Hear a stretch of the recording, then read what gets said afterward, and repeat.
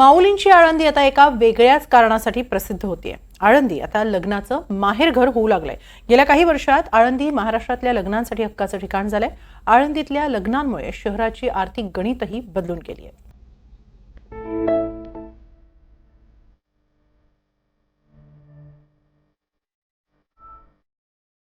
हे आहेत गिरीश तुर्की।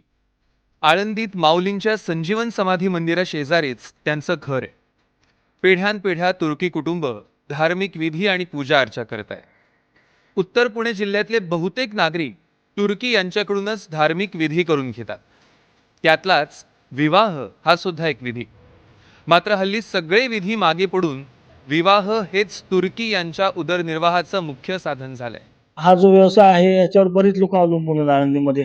अगदी आचारी वाडप्यापासून बँडवाले आहेत, घोडेवाले आहेत, भाजीवाला, किराणावाला, सिलेंडरवाला, म्हणजे अनेक लोकांचं चरित्र याच्यावर चालतोय। आता पूर्वी यात्रेवरती सगळं अवलंबून असायचं। यात्रा 2 यात्रा असतात आणि महिन्याची एक यात्रा, म्हणजे एकादशीची एक यात्रा, कार्तिकी यात्रा आणि ज्येष्ठवारी, या 3 यात्रे व्यतिरिक्त असं फार मोठी गर्दी नसते आळंदीमध्ये। एरवी असतात पण त्याचं बाकीच्या लोकांना त्याचं हे नाही काय मंदिराशिवाय। तर हे लग्नामुळं अनेक लोकांना रोजगार उपलब्ध झालाय त्याचा। आळंदी नगरीत आता पावला पावलावर मंगल कार्यालय आणि मॅरेज ब्युरो झाले।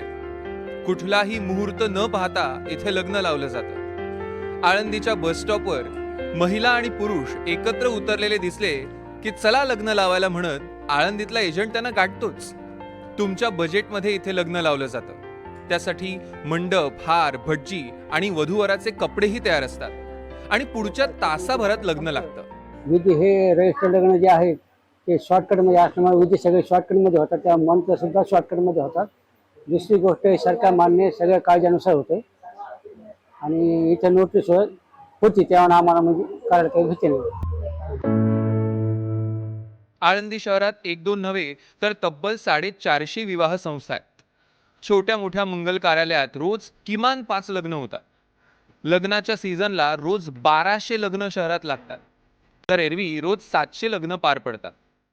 आता आळंदी शहराची ओळख मॅरेज ब्युरो अशीच झाली आहे। यातून अनेकांना रोजगारही मिळालाय।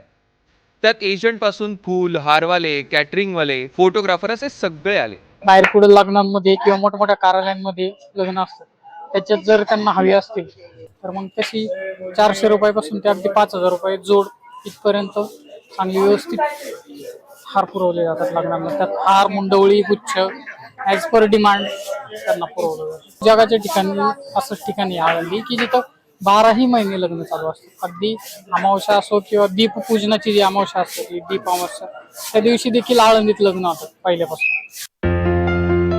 आळंदी मॅरेज ब्युरो झाल्यानंतर रोजगार कसा मिळू लागला त्याची गोष्ट बाबूरावांच्या तोंडून ऐका। बीड जिल्ह्यातल्या केस तालुक्यातून बाबूराव रोजीरोटीसाठी आळंदीत आला। आळंदीच्या घाटावर गंध बुक्का घेऊन त्यानं उदरनिर्वाहाची सुरुवात केली।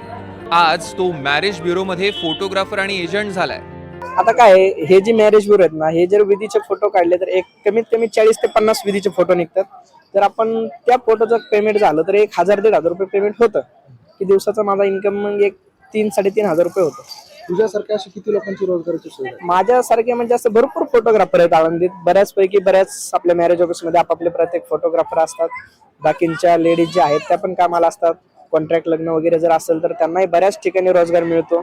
ब्राह्मण झालं, केटरिंग वाले झालं, फोटोग्राफर झालं, ह्या मॅरेजमुळे भरपूर आमचा आज रोजगार मिळतो त्यांना।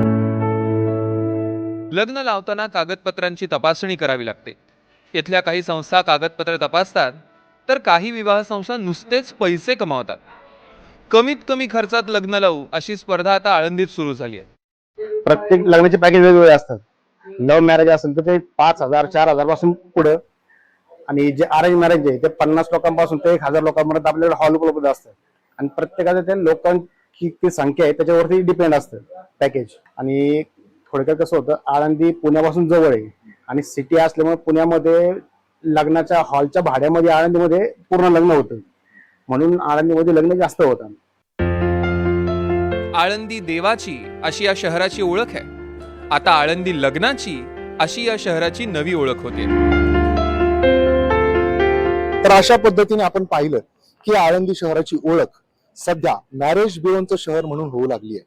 कारण या आळंदी शहरामध्ये दिवसेंदिवस मॅरेज ब्युरो हे वाढतच चाललेले आहे आणि त्याच्यामुळेच केवळ महाराष्ट्र नाही तर देशामध्ये हे शहर मॅरेज ब्युरोचं शहर म्हणून ओळखलं जाऊ लागलं.